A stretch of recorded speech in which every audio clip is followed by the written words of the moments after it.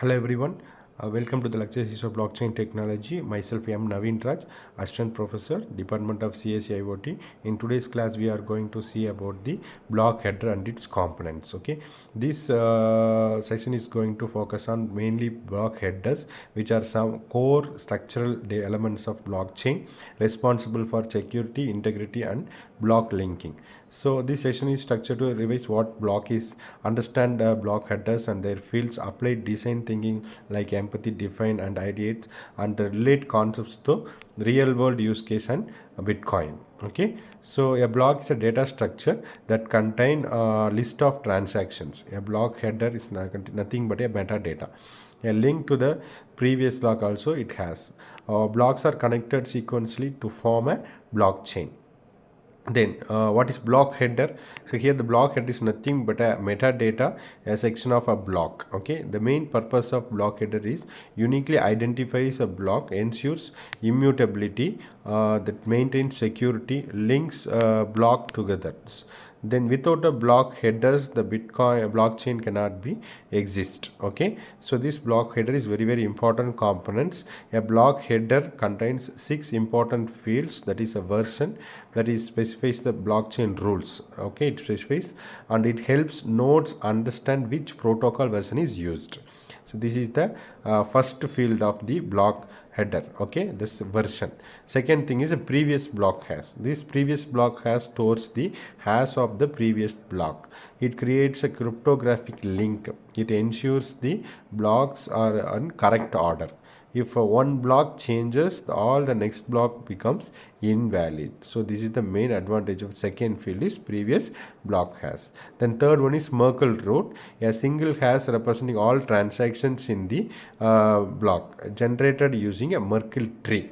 This Merkle tree is generated using Merkle tree. This helps in fast transaction verifications. Another next field is timestamp.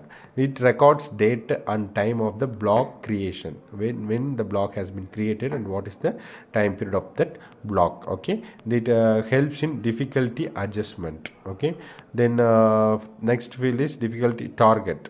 Defines how hard it to mine a block, controls block generation speed. The next block is nonce. It is a number miner keeps changing.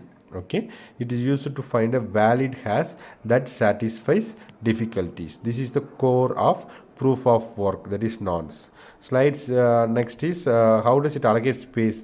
A block header size is 80 bytes. Transaction data occupies most of the block. This header remains fixed size. This makes hashing efficient and fast. Next is how is block header responsible for chaining blocks. Each block header stores the previous block's hash. This creates a linked chain. Any modification breaks the chain. This is why the blockchain is a tamper proof. Next is real life problems. So there is empathy, the lack of trust in centralized system, the security breaches, data manipulations. The user needs secure transaction, integrity focused system, and trust without middlemen. User wants a problem is defined as a user wants a secure, integrity oriented transaction system. The main goal is to design a system where data cannot be altered and trust is built through technology, not people.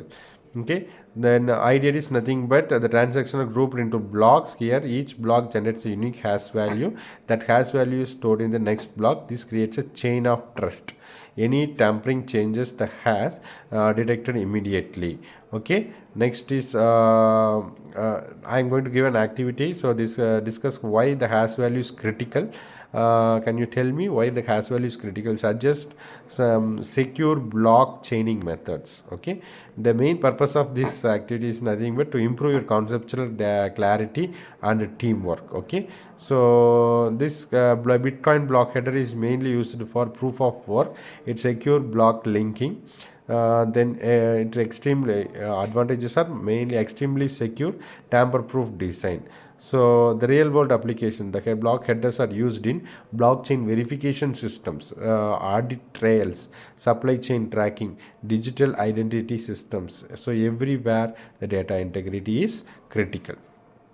Okay, so next thing is the checks, it checks the understanding of integrity, then how the Merkle root has been understood by the Merkle tree, then there is no difficulty target we have to place, then nonce. Okay, then visual representation of blockchain address has been helps in terms of easy understanding, then about your various quizzes.